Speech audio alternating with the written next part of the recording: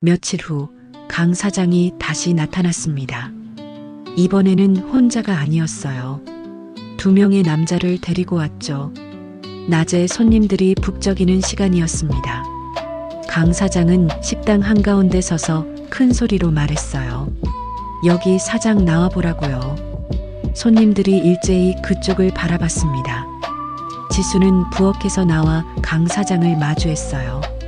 가슴이 두근거렸지만 침착하게 물었습니다. 무슨 일이냐고요? 강 사장은 비웃듯 말했습니다. 위생 검사를 받아야 할 것 같다고요. 옆에 서 있던 남자들이 식당 안을 둘러보기 시작했어요. 지수는 긴장했습니다. 강 사장은 이상한 소문이 많다고 했어요. 지수네 음식에 뭔가 이상한 게 들어간다는 소문이요. 손님들이 웅성거리기 시작했습니다. 지수의 얼굴이 하얘졌어요.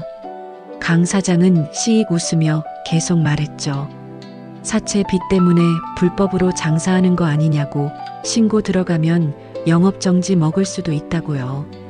지수는 떨리는 목소리로 대답했습니다. 아무것도 불법으로 하는 게 없다고요. 하지만 강 사장은 레시피가 정말 정상적인 거라는 걸 증명해 보라며 비웃었어요. 지수는 나가달라고, 영업 방해하지 말라고 했습니다. 강 사장은 지수를 노려보다가 돌아서며 말했어요. 후회하게 될 거라고, 자기가 뭘 할 수 있는지 곧 알게 될 거라고요. 그가 부하들을 데리고 식당을 나가자 손님들은 수군거리기 시작했습니다. 몇몇은 자리에서 일어나 나가버렸어요. 지수는 그 모습을 보며 무너져 내리는 것 같았습니다. 남은 손님들도 어색한 표정으로 음식을 먹고 하나둘 자리를 떴죠. 그날 저녁 식당은 텅 비었습니다. 예약 취소 전화가 계속 걸려왔어요. 지수는 전화를 받으며 가슴이 무너져 내렸습니다. 강 사장이 소문을 퍼뜨린 거예요. 지수네 식당 음식에 이상한 게 들어간다고, 불법 영업을 한다고요. 사흘 만에 손님이 절반으로 줄었습니다. 일주일이 지나자 예약은 거의 없었어요. 지수는 텅 빈 식당에 앉아 멍하니 창밖을 바라봤습니다. 다시 빚에 쪼들리게 될 거예요. 이번 달 사채 이자도 내기 힘들 것 같았습니다. 며칠 전부터 사채업자의 전화가 오기 시작했죠. 처음에는 상냥하게 물어보던 목소리가 점점 차갑게 변하고 있었어요. 그날 밤 지수는 혼자 장부를 폈습니다. 만두 레시피를 내려다봤어요. 재료 목록의 마지막 줄, 가장 사랑하는 이의 꿈이라는 문구가 눈에 박혔습니다. 지수는 손으로 얼굴을 감싸고 고개를 저었어요. 안 돼요. 이건 절대 안 됩니다. 하지만 다른 방법이 있을까요? 강 사장을 이기기 위해서, 식당을 지키기 위해서는 이것밖에 없는 것 같았어요. 지수는 장부를 덮고 방바닥에 누워 천장을 바라봤습니다. 천장의 나무결이 눈에 들어왔죠. 어머니가 이 집에서 평생을 사셨어요. 이 천장도 매일 보셨겠죠. 어떤 마음으로요? 며칠 후 이상한 일이 일어났습니다. 강 사장네 식당에 불이 났다는 소식을 들었어요. 다행히 인명피해는 없었지만 식당은 반쯤 타버렸다고 했습니다. 지수는 그 소식을 듣고 복잡한 심정이 됐어요. 강 사장이 미웠지만 그래도 이런 일을 바란 건 아니었으니까요. 하지만 이상한 건 그 다음이었습니다. 강 사장이 직접 지수네 식당으로 찾아온 거예요. 얼굴은 피곤해 보였고 눈 밑에는 다크서클이 짙었습니다. 식당 구석 자리에 앉아 육개장을 주문했죠. 지수는 조심스럽게 육개장을 내왔습니다. 강 사장은 한참을 그릇을 내려다보다가 숟가락을 들었어요. 한 입 떠서 맛을 보더니 숟가락을 내려놓았습니다. 그리고 조용히 말했어요. 어떻게 만드는 거냐고요? 지수는 대답하지 않았습니다. 강 사장은 지수를 똑바로 쳐다보며 고백했어요. 며칠 전에 지수네 식당에 몰래 들어가서 부엌을 뒤졌다고, 장부 같은 거 찾아서 복사했다고요. 지수의 가슴이 철렁 내려앉았습니다. 강 사장은 계속 말했어요. 똑같이 만들어 봤다고, 재료도 순서도 불 조절도 전부 똑같이 했다고요. 그런데 끔찍한 맛이 나왔다고 했습니다. 그리고 환영이 보였다고요. 나이 든 여자가 나타났다고 했어요. 자신을 빤히 쳐다보면서 소름 끼치게 웃더라고요. 그리고 그 여자가 사라지자마자 주방에서 불이 났다고 했습니다. 강 사장의 손이 떨리고 있었어요. 지수는 숨이 막혔습니다. 어머니였을까요? 그 여자가요. 강 사장은 떨리는 목소리로 말했습니다. 이건 단순한 요리가 아니라고, 자신이 졌다고, 이제 레시피에 손대지 않겠다고요. 그러니까 제발 그 이상한 거 그만하라고요. 그는 자리에서 일어나 식당을 나갔습니다. 뒷모습이 초라해 보였어요. 지수는 그 자리에 멍하니 서 있었습니다. 레시피는 지수만을 위한 거였어요. 다른 사람이 쓰면 대가를 치르게 되는 거였죠. 지수는 그날 밤 장부를 펼쳤을 때 새로 추가된 문장을 발견했습니다. 레시피는 너만을 위한 거라고, 다른 사람이 쓰면 대가를 치르게 된다고요. 하지만 그게 위안이 될까요? 지수도 이미 큰 대가를 치르고 있는데요. 남편은 점점 더 무기력해졌고 딸아이는 모든 걸 포기한 것처럼 보였습니다. 지수는 혼자 텅 빈 식당에 앉아 울었어요. 소리 내지 않고 조용히요. 며칠 후 구석 테이블에 그 여자가 다시 나타났습니다. 이번에는 손님들이 없는 저녁 시간이었어요. 지수는 여자 앞에 앉았습니다. 더 이상 두렵지 않았어요. 오히려 이 여자가 유일한 대화 상대처럼 느껴졌죠. 여자는 손으로 X자를 그렸습니다. 멈춰 라는 의미였어요. 지수는 물었습니다. 왜 계속 자신에게 나타나냐고요. 여자는 입을 열었습니다. 어머니의 목소리였어요. 이제 그만해야 한다고, 더 깊이 들어가기 전에요. 지수는 되물었습니다. 어떻게 그만두냐고, 이미 너무 많이 왔는데요. 여자는 말했어요. 아직은 늦지 않다고, 남편도 딸도 아직 되돌릴 수 있다고요. 하지만 만두 레시피를 쓰면 돌이킬 수 없게 된다고 했습니다. 가장 사랑하는 사람들의 꿈을 영원히 잃게 되는 거라고요. 지수는 손으로 입을 막았습니다. 영원히 라는 단어가 가슴에 박혔어요. 그럼 자신이 어떻게 해야 하냐고 물었습니다. 여자는 말했어요. 멈추라고, 지금 당장 멈추라고, 장부를 버리라고요. 그리고 평범하게 살라고요. 지수의 목소리가 높아졌습니다. 평범하게요? 빚에 쪼들리면서요? 다시 바닥으로 떨어지면서요? 여자는 슬픈 눈으로 지수를 바라봤어요. 돈보다 중요한 게 있다고, 지수가 그걸 잊고 있다고 했습니다. 지수는 고개를 숙였습니다. 잊고 있는 게 아니라고, 안다고, 하지만 자신은 약하다고, 그렇게 강하지 못하다고 말했어요. 눈물이 뚝뚝 떨어졌습니다. 여자는 천천히 일어나 지수의 어깨에 손을 얹었습니다. 어머니가 정말 원했던 건 지수의 행복이었다고 했어요. 돈이 아니라고요. 지수는 울먹이며 물었습니다. 그럼 왜 이런 레시피를 남긴 거냐고요.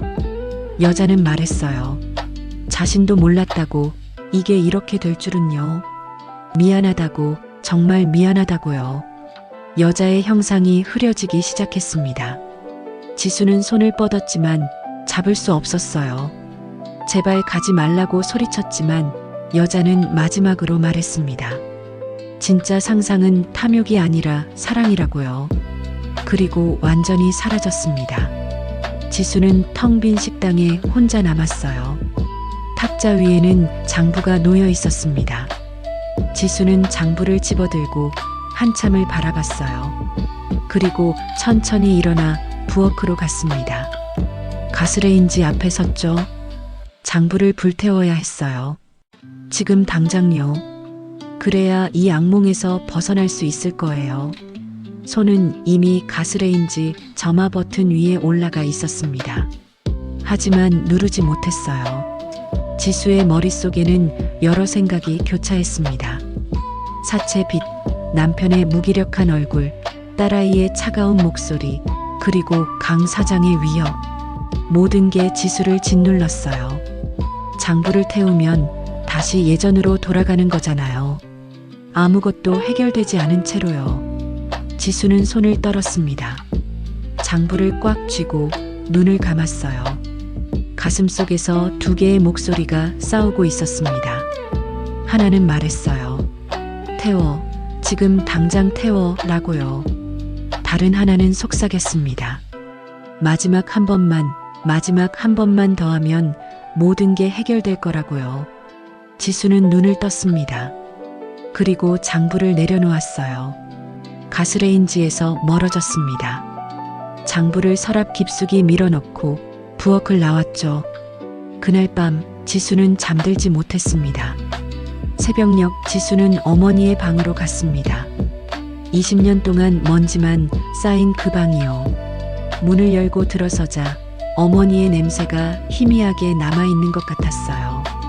지수는 방 한가운데 앉아 주위를 둘러봤습니다. 벽에는 오래된 사진들이 걸려 있었어요.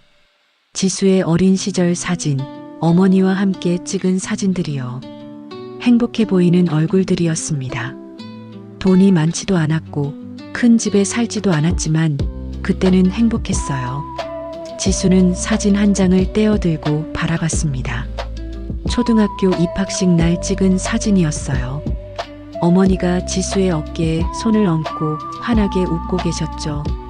그때 어머니는 이렇게 말씀하셨어요. 우리 지수 앞으로 행복하게만 살자고요. 행복. 지수는 그 단어를 곱씹어 봤습니다. 자신이 추구했던 건 정말 행복이었을까요? 아니면 돈이었을까요? 성공이었을까요? 지수는 사진을 가슴에 안고 조용히 울었습니다. 동이 트기 시작했어요. 창문 너머로 햇살이 스며들었습니다. 지수는 눈물을 닦고 일어섰어요. 그리고 결심했습니다. 마지막 한 번만요. 만두 레시피를 쓰겠다고요. 강 사장을 완전히 무너뜨리고 빚을 모두 갚고 그 다음에는 정말로 멈추겠다고요. 지수는 스스로에게 약속했습니다. 이게 마지막이라고요. 정말 마지막이라고요. 하지만 마음 한구석에서는 알고 있었어요. 이게 거짓말이라는 걸요. 한번 시작하면 멈출 수 없다는 걸요. 지수는 부엌으로 갔습니다. 장부를 꺼내 만두 레시피를 펼쳤어요. 그리고 재료를 준비하기 시작했습니다. 손은 떨렸지만 멈추지 않았어요. 이미 선택은 끝났으니까요. 창밖으로 해가 떠올랐습니다. 새로운 하루가 시작됐죠. 하지만 지수에게는 이것이 가장 어두운 날의 시작이 될 거예요. 만두를 빚기 시작한 지 일주일이 지났습니다. 하지만 지수는 차마 그것을 식당에 내놓지 못하고 있었어요. 냉동고 안에 만두가 쌓여갔습니다. 레시피대로 만든 만두였죠. 재료 목록의 마지막 줄, 가장 사랑하는 이의 꿈이라는 문구를 보며 지수는 남편과 딸아이의 물건들을 만두소에 넣었습니다. 남편이 명퇴 전에 받았던 표창장 한 조각이었어요. 그리고 딸아이가 중학교 때 쓴 장래희망 장문의 일부분이었죠. 지수는 그것들을 아주 작게 잘라서 만두소에 섞었습니다. 손이 떨렸고 눈물이 흘렀지만 멈추지 않았어요. 만두는 완성됐습니다. 보기에는 평범한 만두였지만 지수는 알고 있었어요. 이게 평범하지 않다는 걸요. 냄새부터 달랐습니다. 뭔가 알 수 없는 깊고 무거운 향이 났어요. 지수는 만두를 찜통에 쪄서 하나 맛봤습니다. 온몸에 전율이 흘렀어요. 이건 지금까지 만든 어떤 음식보다 강렬했습니다. 입안에서 녹아내리는 순간 지수는 환영을 받았어요. 남편이 회사에서 상을 받던 날, 딸아이가 꿈에 대해 이야기하던 순간들이 스쳐 지나갔습니다. 그리고 그 모든 게 제 속으로 사라져가는 듯한 느낌이 들었죠. 지수는 만두를 뱉어냈습니다. 숨이 막혔어요. 이건 안 돼요. 절대 안 됩니다. 하지만 이미 만들어진 만두들은 냉동고에 가득했고 지수는 그것들을 바라보며 매일 밤 고민했습니다. 내놓을까 말까요? 그러던 어느 날 지수는 장부의 처음 페이지로 돌아갔습니다. 어머니의 가계부였던 부분이요. 한 줄 한 줄 읽어 내려가다가 지수는 멈췄어요. 가계부 사이사이에 작은 글씨로 적힌 메모들이 있었습니다. 지금까지는 대수롭지 않게 넘겼던 메모들이요. 지수가 좋아하는 계란말이를 해줬다. 아이가 환하게 웃었다. 지수와 함께 시장에 갔다. 손을 꼭 잡고 걸었다. 지수가 시험에서 100점을 받았다. 저녁에 미역국을 끓여줬다. 어머니의 메모는 전부 지수에 관한 것이었어요. 돈이 얼마 들었는지, 무엇을 샀는지보다 지수와 함께한 순간들을 적어 놓으신 거였죠. 지수는 그 메모들을 읽으며 가슴이 먹먹해졌습니다. 마지막 페이지에 가까워지자 어머니의 메모는 더 길어졌어요. 그리고 어느 날의 메모에서 지수는 손을 멈췄습니다. 지수가 서울로 떠났다. 혼자 남은 집이 너무 넓다. 하지만 괜찮다. 우리 지수가 행복하면 나도 행복하다. 그 아래로는 이런 문장이 이어졌습니다. 지수에게 뭘 해줄 수 있을까? 돈도 없고 힘도 없는 엄마지만 뭐라도 남기고 싶다. 지수가 힘들 때 의지할 수 있는 뭔가를. 지수의 눈에서 눈물이 주르르 흘러내렸습니다. 어머니는 그런 마음으로 레시피를 남기신 거였어요. 돈을 벌라고, 성공하라고가 아니라 힘들 때 위로받으라고요. 하지만 지수는 그걸 왜곡했습니다. 탐욕의 도구로 만들어버렸죠. 지수는 장부를 덮고 어머니의 방으로 갔습니다. 방 한쪽 구석에 오래된 나무 상자가 있었어요. 지수는 그 상자를 열었습니다. 안에는 어머니의 옛날 물건들이 들어 있었죠. 낡은 손수건, 오래된 편지, 그리고 작은 일기장 하나요. 일기장을 펼쳤습니다. 어머니의 손글씨가 빼곡하게 적혀 있었어요. 지수는 마지막 페이지를 폈습니다. 어머니가 돌아가시기 며칠 전에 쓰신 글이었죠. 지수가 보고 싶다. 전화는 가끔 오지만 목소리가 피곤해 보인다. 우리 지수 너무 힘들게 사는 건 아닐까? 엄마가 뭘 해줄 수 있을까? 옛날처럼 따뜻한 밥 한 끼라도 차려주고 싶다. 지수랑 마주 앉아 소박하게 밥 먹고 싶다.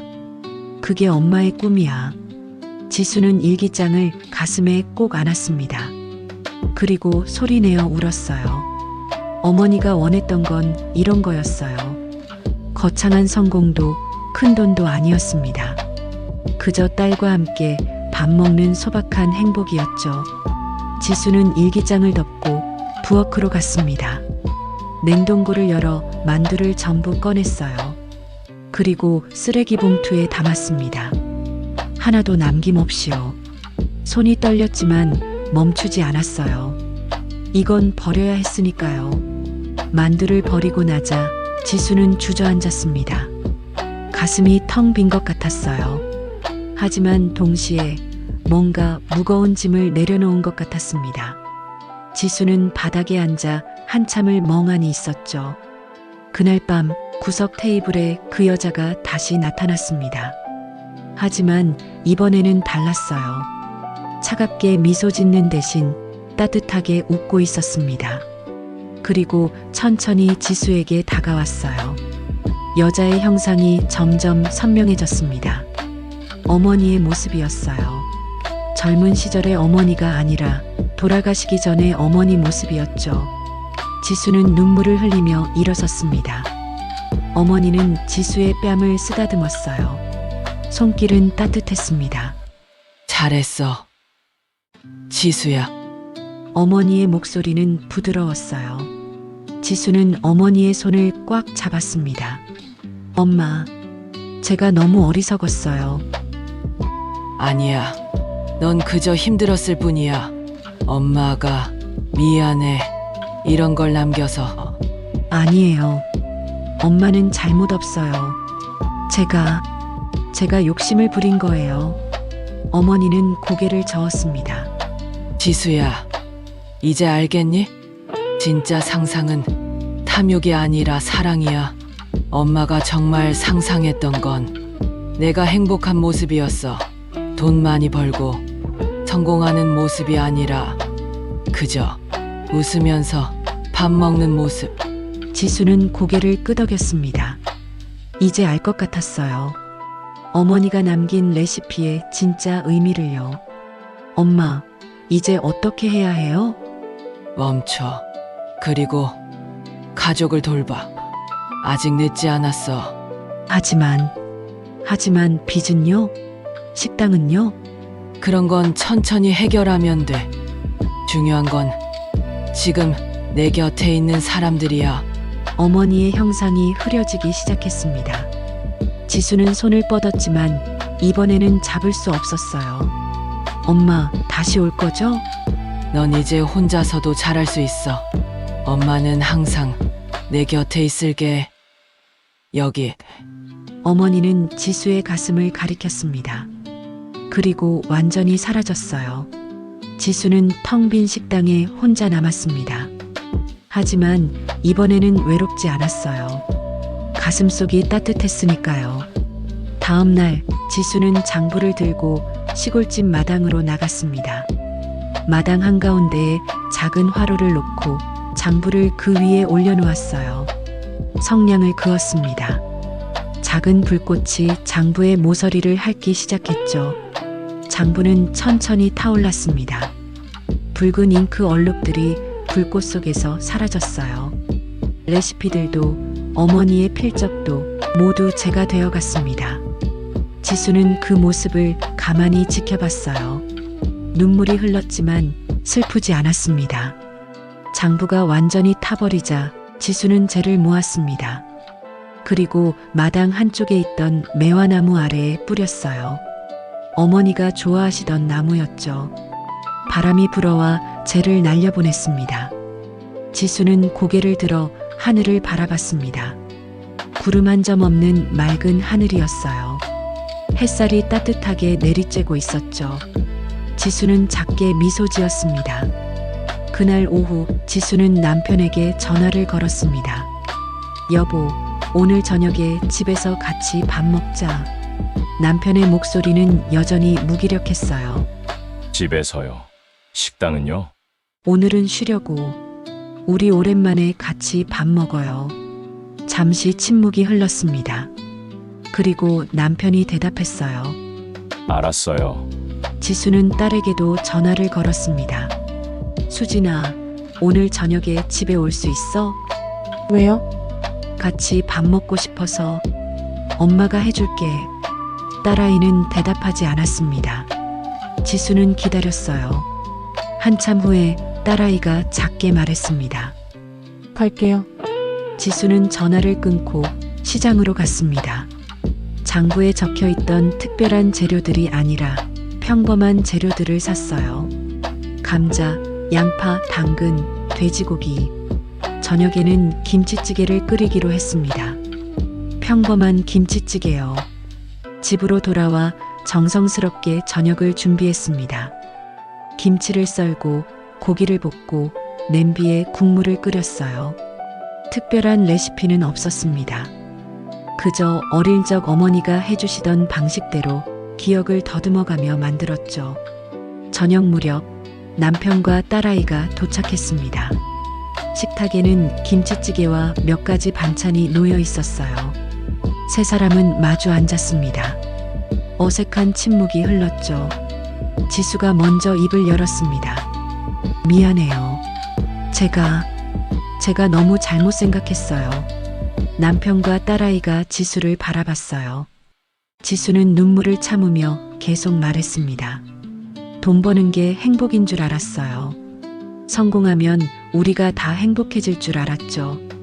근데 아니었어요. 제가 정말 원했던 건 이거였어요. 우리 셋이 함께 밥 먹는 거. 남편의 눈가가 붉어졌습니다. 딸아이도 고개를 숙였어요. 이제부터는 달라질 거예요. 천천히 갚아나갈 거예요.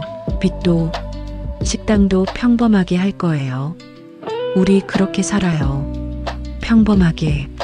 남편이 지수의 손을 잡았습니다. 딸아이도 손을 뻗어 지수의 다른 손을 잡았어요. 세 사람은 손을 맞잡고 한참을 말없이 앉아 있었습니다. 그리고 함께 밥을 먹기 시작했어요. 김치찌개는 특별하지 않았습니다. 기적적인 맛도 나지 않았죠. 하지만 따뜻했어요. 그리고 맛있었습니다. 세 사람은 오랜만에 함께 웃으며 밥을 먹었어요. 그날 밤 지수는 혼자 식당으로 돌아왔습니다. 마지막으로 정리할 게 있었죠.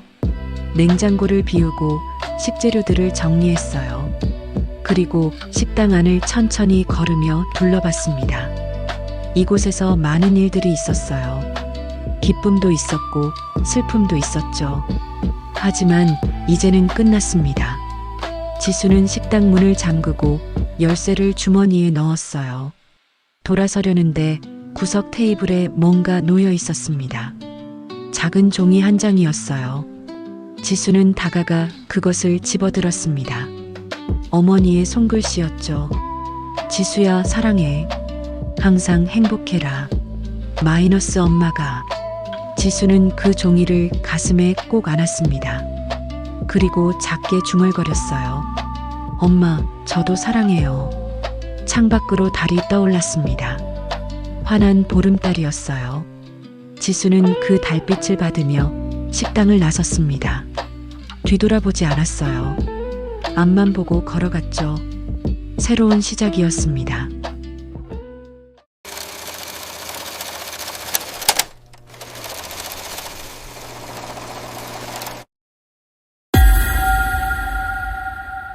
비트 위로 춤을 춰 고독해도 괜찮아. God is okay, so everything is alright. 채널을 구독하고 좋아요 누르면 God's groove is on. Yeah, God's groove is always on.